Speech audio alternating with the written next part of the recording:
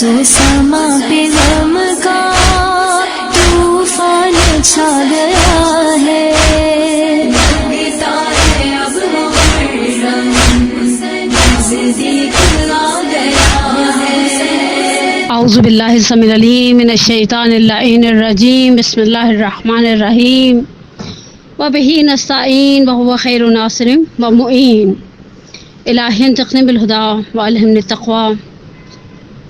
اما بعد، آج کی گفتگو ہماری استقبال ماہ محرم کے اعتبار سے انشاءاللہ ہے، اور اس میں ہم دو چیزوں کو آپ کی خدمت میں انشاءاللہ بے امید پروردگار بحول الہی و بقوت الہی بیان کریں گے۔ پہلی چیز وہ آداب جو تقریباً پچھلے کچھ سال سے الحمدللہ ایک روش سے بن گئی ہے، ہم عزاداروں کے درمیان کے محرم کے استقبال کے لیے جس طرح عزاخانے سجائے جاتے ہیں، شہنشینوں کی تیاری کی جاتی ہے، جس طرح سے امام بارگاہوں کے علم بدلے جاتے ہیں، اسی طرح سے ہم اپنے آپ کو ایک سافٹ ریمائنڈر ان تمام مینرز کے حوالے سے دیتے ہیں جو آداب عزاداری سالار شہیدہ حسین مظلوم علیہ السلام ہیں۔ اور دوسرا کچھ مختصر سی معروضات موجودہ حالات کووڈ-19 اور عزادار کیسا ہو، جذباتی حسینی یا نہیں حسینی، وہ سوجھ بوجھ والا حسینی، اس فہم و فراست والا حسینی عزادار بنے انسان جس فراست کے لیے روایات نے کہا اتقوا فراست المومن وہو ینظر بنور اللہ، مومن کی فراست سے ڈرو، سوجھ بوجھ سے ڈرو، اس لیے کہ وہ خدا کے نور سے نگاہ کرتا ہے۔ تو پہلے مرحلے پر ہم گفتگو کا آغاز کریں گے اس بہترین روایت سے، نفس المحموم، میری جان قربان ہو جائے محدث عباس قمی کی اس نفیس، بہرحال ان کی ان زحمات کے اعتبار سے ہماری جانیں قربان ہو جائے محدث عباس قمی کی ذات بابرکت پر، جنہوں نے بہرحال ایک اچھی عظیم اور گراں قدر تعلیف ہمارے درمیان چھوڑی، نفس المحموم، جس کا فارسی ترجمہ در کربلا سے گذشت کے نام سے ہو چکا ہے، سالوں پہلے ہو چکا ہے، اور اب تو میرا خیال ہے اس کا اردو میں بھی انشاءاللہ ٹرانسلیشن یقیناً موجود ہوگا۔ نفس المحموم میں محدث عباس قمی نے تقریباً 40 کے لگ بھگ روایات کو عزاداری ابو عبداللہ الحسین علیہ السلام کے حوالے سے بیان کیا، لیکن وہ جو شروع میں روایت لے کر آئے ہیں ریان ابن شبیب کی، ریان ابن شبیب ہارون الرشید کا برادر نسبتی تھا اور محب اہل بیت تھا۔ آیا ہے محرم الحرام کی پہلی کو، بہت ہی خوبصورت روایت ہے۔ میں صرف اس روایت سے کا ایک جملہ لینا چاہتی ہوں۔ امام سامن الحجج علی ابن موسیٰ الرضا علیہ السلام نے تو تقریباً 8-9 کے قریب جملے ارشاد فرمائے ہیں، لیکن میں صرف ایک جملہ تبرکاً نفس المحموم میں ذکر اس روایت کا ٹکڑا آپ کے ساتھ سرنامے کے طور پر بیان کروں گی، جس میں امام عالی مقام فرماتے ہیں جبن الشبیب ان کنت باکیا لشیء فابکی للحسین، اے ابن شبیب اگر تم نے کسی بات پہ گریہ کرنا ہے نا تو حسین پر گریہ کرو۔ کس قدر تاکید، اس میں کوئی شک و شبہ نہیں کہ جتنی تاکید مستحبات کے باب میں اس مستحب پر ہوئی ہے، آغا علامہ میر جہانی اعلی اللہ مقامہ اپنی کتاب شریف البکاء للحسین علیہ السلام میں فرماتے ہیں آپ کو کسی اور مستحب پر اتنی تاکید نہیں ملے گی، اور حقیقت ہے سید الشہداء کے باب میں روایتیں، عزاداری کے باب میں روایتیں، زیارت ابا عبداللہ کے بارے میں روایتیں ماشاءاللہ سرسام آور ہیں، جو اجر اور فضیلت اور ثواب کو بیان کرتی ہیں کہ کیا ثواب ہے عزاداری سالار شہیدان کا، کیا مقام ہے عزادار کا۔ یعنی حتیٰ روایت کو نقل کیا جاتا ہے کہ ایک شخص امام صادق علیہ السلام کی خدمت میں پہنچتا ہے اور امام علی مقام سے سوال کرتا ہے کہ یہ اپنے رسول اللہ اس وقت آپ کے جد امجد کی گویا مشغولیت کیا ہے، وہ کہاں پر تشریف فرما ہے اس عالم برزخ میں۔ امام صادق علیہ السلام نے اس کے چہرے کو دیکھا اور پلٹ ایک جملہ کہا کہ تیرا جسہ بہت مختصر ہے، تیرا سوال بہت بڑا ہے۔ اس شخص نے کہا فرزند رسول جو تو فدا، خدا مجھے آپ پر قربان کر دے، میرے سوال کا جواب دیں۔ امام علی مقام فرماتے ہیں فَأَمَّا بدن مطہر، جسد نازنین قبر شش گوشہ کے اندر آرام محو استراحت ہے۔ امام علی مقام اپنی جسم نازنین بدن مقدس اس قبر شش گوشہ کے اندر ہے۔ وہ اما روح منور، اچھا روح کی بات کرتے ہو تو عرش کی دائیں جانب اپنے جد امجد رسول اللہ کی روح کے ساتھ، اپنے بابا امیر المومنین کی روح کے ساتھ، اپنی ماں فاطمہ زہرا سلام اللہ علیہا کی روح کے ساتھ، اپنے بھیا حسن مجتبیٰ کی روح کے ساتھ ہے، اور وہاں سے حسین مظلوم کی بینائی مقسم ہے، ان کی دید، ان کی آبزرویشن، ان کی نگاہ مقسم ہے دو گروہوں کے درمیان۔ اس بندے خدا نے سوال کیا مولا وہ کون سے دو گروہ ہیں؟ کہا ایک گروہ زائر کا ہے، ایک گروہ زائر کا ہے۔ زائر بھی کون؟ جو زیارت ابا عبداللہ کے لیے نکلتا ہے، جن کے لیے امام صادق سدیر سیرفی کی روایت میں بیان فرماتے ہیں خدایا یہ تھکے ہوئے وجود، یہ غبار آلودہ چہرے، یہ وہ چہرے جن کی رنگت کو سورج کی تمازت نے مرجھا کے رکھ دیا ہے، خدایا یہ میری امانت ہے، حوض کوثر پر تجھ سے لوں گا۔ کون کہہ رہا ہے؟ وہ کہہ رہا ہے جو رئیس مکتب تشیع ہے، جس کے نام سے فقہ جعفری کہلاتی ہے۔ کہا ایک گروہ جس کے اوپر امام حسین کی نگاہیں مرتکز ہیں وہ ظاہر ابا عبداللہ ہے۔ قیامت کے دن میدان میں روایات کہتی ہیں یہ ظاہر اپنے نور سے پہچانا جائے گا۔ اور پس فرمائے امام علی مقام نے وہ دوسرا گروہ فاما وہ عزادار ہے، اور جب اس کے رخساروں سے آنسو بہتے ہیں، اس کی آنکھیں اشک آلود ہوتی ہیں، تو میرے جد امجد کی روح مخاطب ہو کر کہتی ہے اے عزادار اگر تو جان لیتا کہ تیرا کیا اجر و مقام ان آنسوؤں کا، تیرا غم کم ہو جاتا، تیری خوشی بڑھ جاتی۔ ہم اپنے آپ کو اس عزاداری کے لیے تیار کرنا چاہ رہے ہیں، اس عظیم فریضے کے لیے کہ تشیع کی بقا اس عزاداری کے ساتھ وابستہ تھی۔ راوی ظاہراً فضل ہیں، اور اس روایت کو آغا حمزہ کریم خانی نے اپنی کتاب معجزہ اشک میں بیان کیا۔ محرم الحرام کی پہلی تاریخ کو داخل ہوتے ہیں امام صادق علیہ السلام کی خدمت میں، اور امام صادق علیہ السلام سے سوال کرتے ہیں اے فضل تم کل کہاں تھے؟ راوی پلٹ کر کہتے ہیں یہ اپنا رسول اللہ ہم دوستوں کے درمیان ایک شخص تھا جس نے محرم کا چاند اپنی آنکھوں سے دیکھا، پس اس نے باقی دوستوں کو خبر دی، اور ہم کچھ عزادار، کچھ آپ کے چاہنے والے ایک مقام پر جمع ہوئے تاکہ عزاداری ابا عبداللہ الحسین کو استقبال ماہ محرم کے اعتبار سے، یعنی چاند رات کو گویا ہم سب جمع ہوئے تاکہ عزاداری حسین مظلوم کو برپا کر سکے۔ امام علی مقام نے کہا راوی سے کہ جب تم عزاداری سے فراغت ہوئی اور تم باہر نکلے تو تم کسی شخص سے ٹکرائے تھے؟ کہا جی مولا ٹکرایا تھا۔ امام نے کہا تم نے اسے پہچانا، وہ کون تھا؟ راوی کہتے نہیں مولا اندھیرا تھا، اندر تو بالآخر روشنائی کا انتظام تھا لیکن باہر اندھیرا تھا۔ امام صادق نے فرمایا وہ میں تھا۔ راوی نے بے قراری سے کہا یا ابن رسول اللہ اگر آپ ہم عزاداروں اور گناہ گاروں کی محفل میں آ ہی گئے تھے تو خدا کی قسم آپ صاحب عزا تھے، آپ کو چاہیے تھا آپ اندر تشریف لاتے، صدر محفل میں بیٹھتے، ہم سے پرسے کو قبول کرتے۔ مولا ہم عزادار آپ کو پرسہ دیتے آپ کے جد امجد کا۔ امام علی مقام نے کہا میں نے چاہا کہ میں اندر داخل ہوں اور صدر محفل میں بیٹھوں، لیکن جب میں محفل میں داخل ہوا میں نے دیکھا صدر محفل میں پہلے سے ہی میرے جد امجد رسول اللہ موجود ہیں، میری دادی فاطمہ زہرا موجود ہیں، میرے جد امیر المومنین موجود ہیں۔ میں ان کے احترام میں اس مقام پر بیٹھ گیا جہاں سے عزادار گزرتے تھے۔ عزادار کو نہیں معلوم کس قدر، دیکھیں ہمارا ایک اصولی سی بات ہے، ہم عزاداری کو عبادت کے عنوان سے لیتے ہیں، اور کوئی بھی عبادت بغیر قرینوں اور ضوابط کے نہیں ہوا کرتی، بغیر قرینوں اور ضوابط کی عبادت نہیں ہوا کرتی، عبادتوں کے آداب ہوا کرتے ہیں۔ میں نے ایک بہت ہی پیاری کتاب کچھ عرصے سے پہلے، اس کا نام میں بعض کتابوں کے فٹ نوٹ میں پڑھ رہی تھی، اور مجھے خواہش تھی کہ وہ کتاب ہے کاش میری دسترسی میں آ جائے، اور الحمدللہ خدا نے احسان کیا اور وہ کتاب مجھ تک پہنچ گئی۔ احرام محرم، احرام محرم یعنی جس طرح سے حاجی جب احرام پہن لیتا ہے تو بعض حلال کاموں کو بھی ترک کرتا ہے، اسی طرح جب عزادار احرام محرم پہن لیتا ہے سید الشہداء کا چاہنے والا تو اپنے آپ سے بعض چیزوں کو دور کرتا ہے. اب ہم ٹو دی پوائنٹ، جب ہم سب الحمدللہ اچھی طرح سے جانتے ہیں کہ عزادار کا کس قدر احترام ہے، کس قدر عزادار کا مقام ہے، اور کس قدر اس کے لیے اجر و ثواب ہے.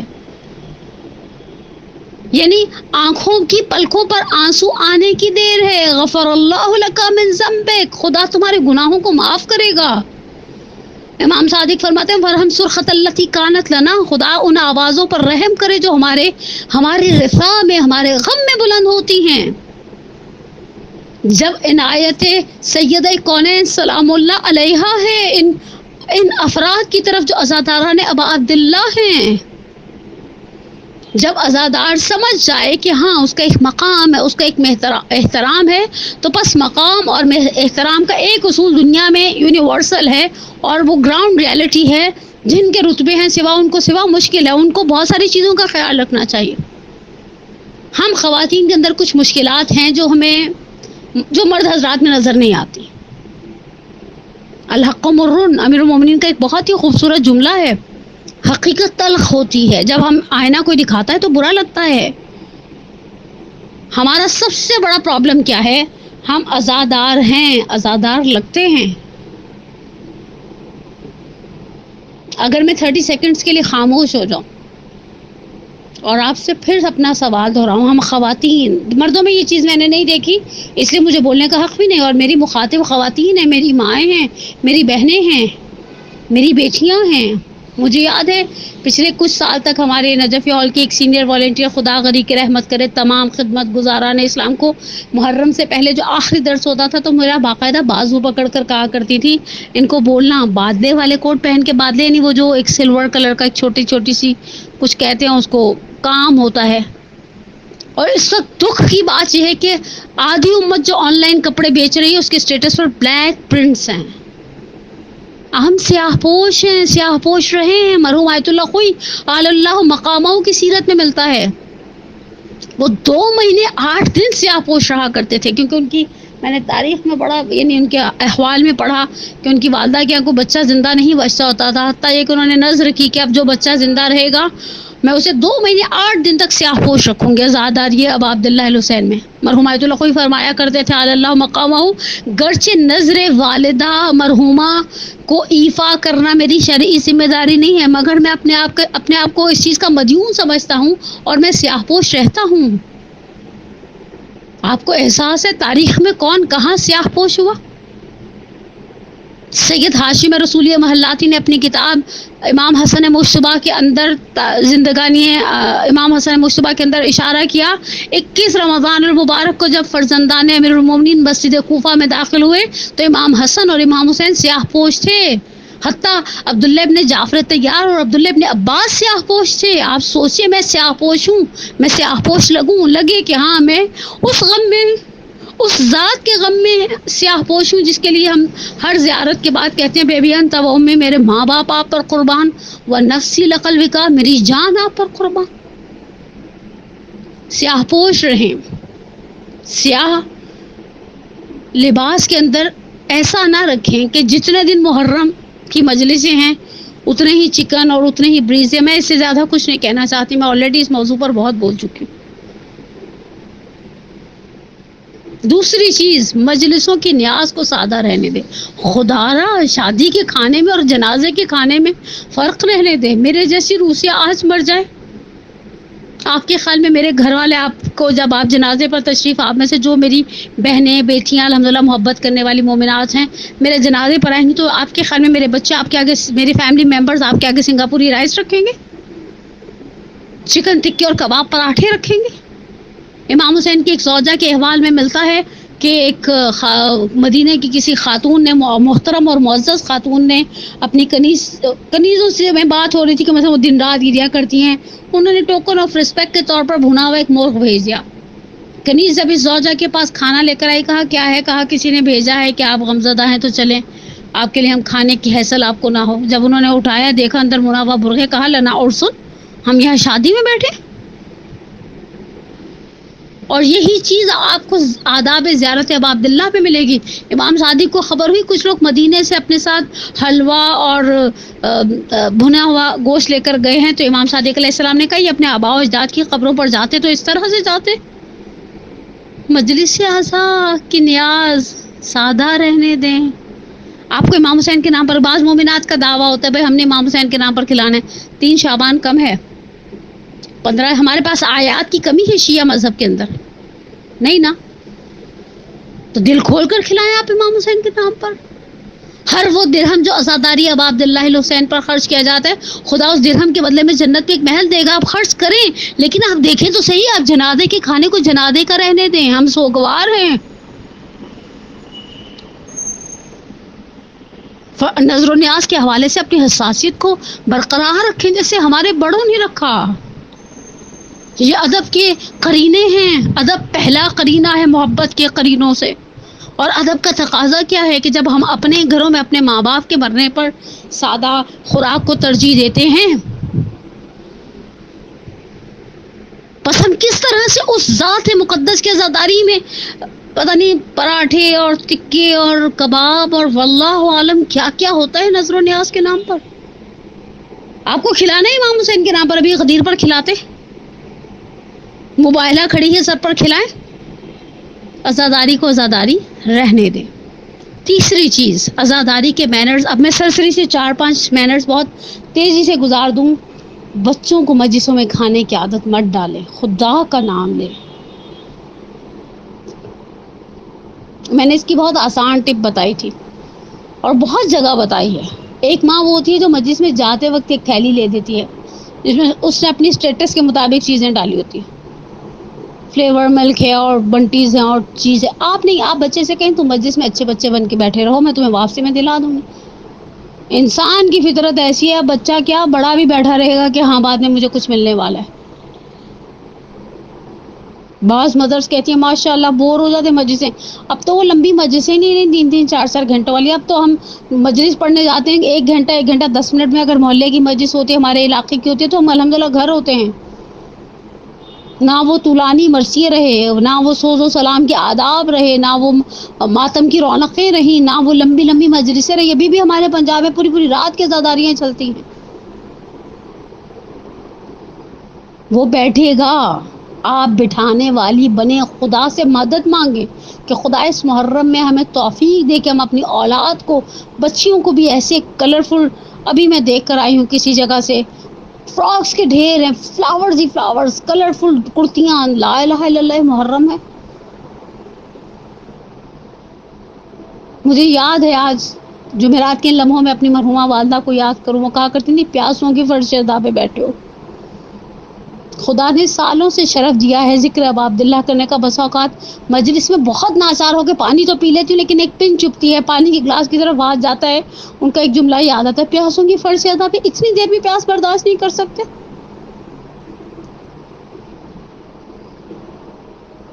خدا صبر دیتا ہے, روزے میں بھی تو کرتے ہیں. بعض بچیاں تو چونگم ایسے کھا رہی تھیں جیسے ناؤز باللہ فرش ادا پر نہیں بیٹھی ہے, گائے جو بیٹھی ہوئی جگالی کر رہی ہے. بچوں کو مجلسوں میں انٹرٹین مت کریں, مجلسوں میں صفائی اور نظم کا خیال رکھیں.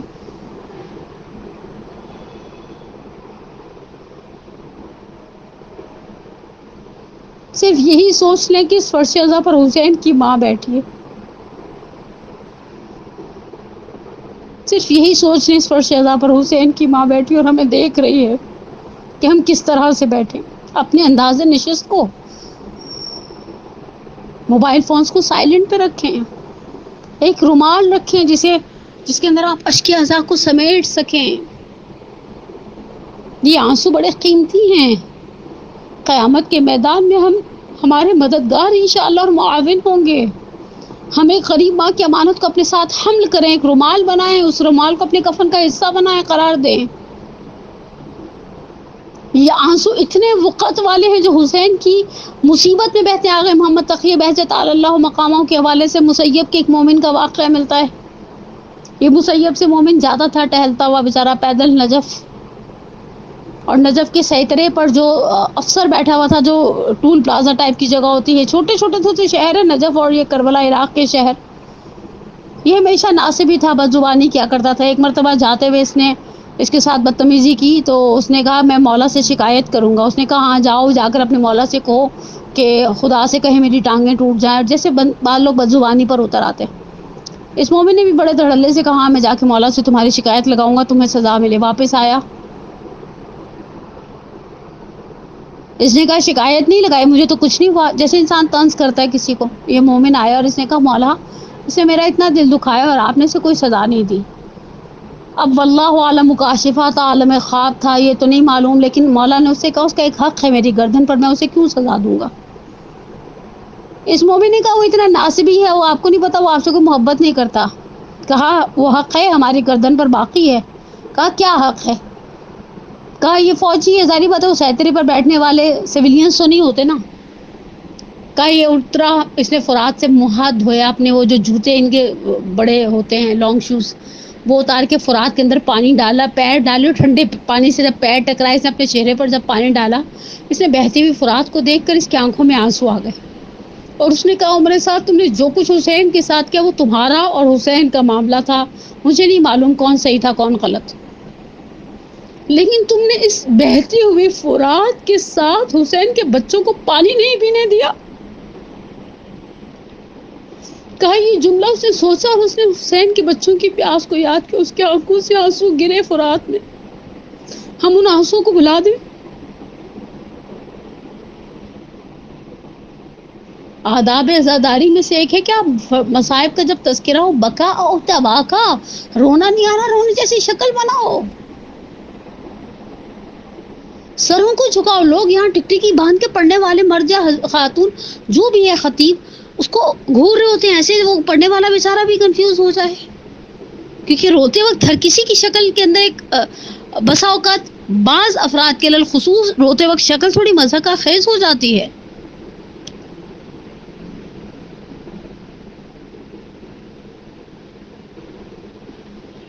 مجلسوں کے اندر مجلسوں کے اعتبار سے باوضو شرکت کریں، نماز کے ساتھ حتی الامکان کوشش کریں آپ کی عزاداری نہ ٹکرائے. مجلس پڑھنے والے شخص کے انتخاب میں حساسیت سے کام لیں، یہ ایک بہت بڑی ذمہ داری ہے. اور پھر انشاءاللہ ہمارے قلوب آمادہ کربلا ہیں. آخر کے 2 یا 3 منٹ SOPs کا خیال رکھیں. فقہی اعتبار سے بھی ان کی ایک اپنی اہمیت ہے. ڈاکٹرز کی طبی ہدایات کا خیال رکھیں. جذباتی مت بنے. جب آپ کو فرض کریں کسی چیز کو کووڈ-19 کے فیز میں بوسہ دینے سے منع کیا جائے، آپ رک جائیں. ہم سید الشہداء کی فرض سے اعضاء سے وابستگی ہماری آج کی نہیں ہے، یہ تو ہمارے اندر ہے، ہماری رگوں میں ہے. اور الحمدللہ سید الشہداء کا خون ناحق ایسا تھا جس کے اثرات آج تک باقی ہیں اور رہتی دنیا تک قائم رہیں گے. خواتین منتظمین چاہے امام بارگاہوں کی ہوں، چاہے گھروں کی فرش ادا بچھانے والی ہوں، ان چیزوں کو مد نظر رکھیں جن کو مد نظر رکھنے کا بار بار کہا جا رہا ہے. اور آخر میں خدا کی بارگاہ میں دعا گو ہوں، خدایا تجھے واسطہ. روایت کا ایک جملہ تبرکن جب میں ریکارڈ کروں تو شب جمعہ لگ گئی، مغرب کی اذان الحمدللہ ہو گئی. شب جمعہ، شب دعا، شب سید الشہداء.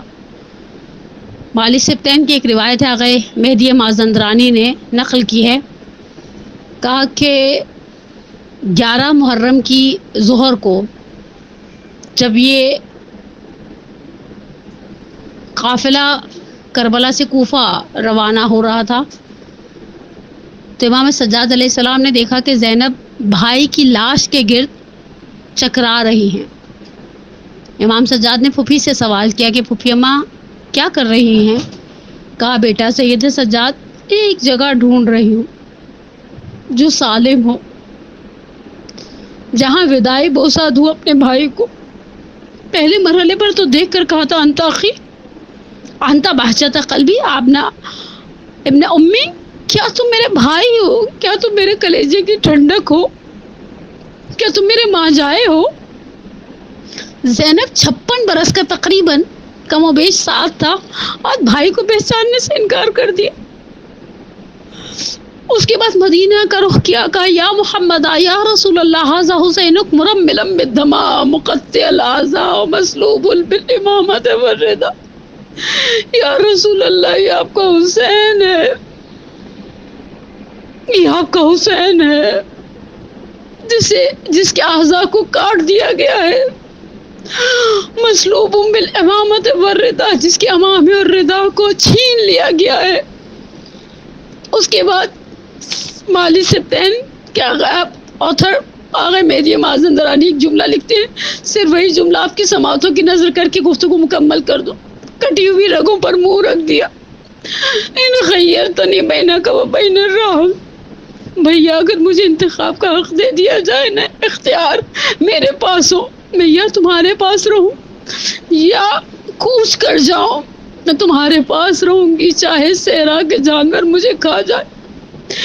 یا رب الحسین اشفی صدر الحسین بظہور الحجہ، یا رب الحجہ اشفی صدر الحجہ بظہور الحجہ. خدایا تجھے حسین مظلوم کا واسطہ، خدایا تجھے کربلا کی خاک پر پڑی ہوئی اس لاش کا واسطہ جس پر گھوڑے دوڑائے گئے.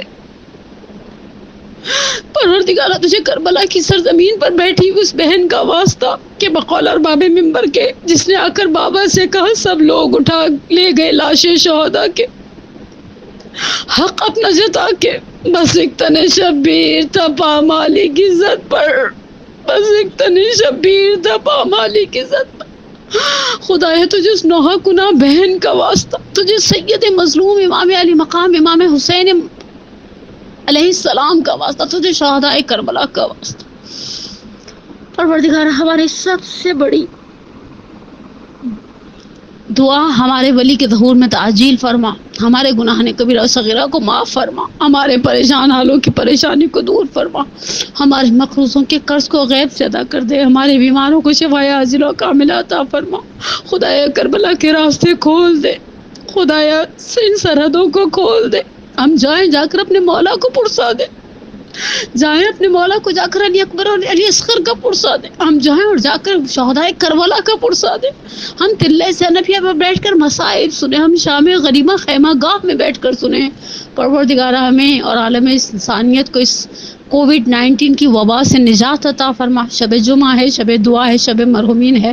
خدایا میری پہلی دعا اپنے والدین کے حق میں، جن کی زحمتوں نے تیرے احسانات کے بعد جن کی زحمتوں نے آج اس قابل کیا کہ دین کی ایک چھوٹی سی خدمت کر دیں. پروردگارہ رب ارحمہما کما ربیانی صغیرا، ربنا اغفر لی ولوالدی وللمؤمنین یوم یقوم الحساب. خدایا حسین مظلوم کی قبر مطہر کے صدقے میں اپنی رحمت، اپنے نور، اپنے کرم کی بارش کو میرے والدین کی قبروں پر نازل فرما. خدایا ان کی کبیرہ صغیرہ گناہوں کو معاف فرما، ان کی برزخ کی منازل کو آسان سے آسان تر فرما، ان کی قبر کو بہشت برزخی کے باغوں میں سے ان کی قبور کو باغ قرار دے. پروردگار ہم سب کا خاتمہ بالایمان فرما، ہمیں، ہمارے والدین کے لیے، ہماری اولاد کو ہمارے لیے باقیات الصالحات میں سے قرار دے. ہم سب کا خاتمہ بالایمان فرما. ربنا تقبل منا انک انت السمیع العلیم، آمین یا رب العالمین.